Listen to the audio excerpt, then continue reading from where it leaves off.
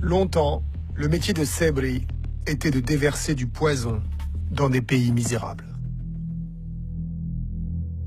Est-ce que finalement, le trafic de déchets, pour prospérer, a besoin de la guerre, de pays en guerre? C'est mieux.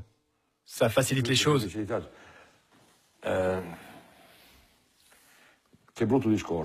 C'est cynique, mais c'est comme ça. On a déjà rempli la moitié d'Italie. Imaginez une map monde à l'ancienne. On a des petits drapeaux. L'Italie, elle est pleine. De Naples vers le bas. Qu'est-ce qui manque? L'Afrique. Et où on va en Afrique? Là où il y a des gros problèmes. Là où la pauvreté est la pire. On va à Haïti, en Somalie, là où il y a des problèmes politiques majeurs.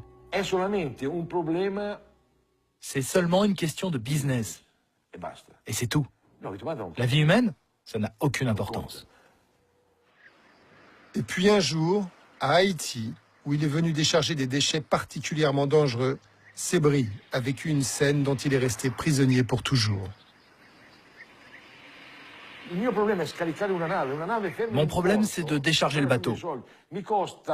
Je suis coincé au port et ça coûte presque 2 millions de lire par jour d'être hacké. C'est cher. Plus vite je décharge, et mieux c'est. À Haïti, j'ai déchargé les conteneurs les uns sur les autres, avec une grue. Je les jette, ils s'empilent, je m'en fous. 15 jours après, c'est là que j'ai vu les dégâts. C'était terrible. Parce qu'ils étaient radioactifs. À Port-au-Prince, il n'y avait qu'un seul hôpital à l'époque. Et il y avait 50 personnes qui faisaient la queue.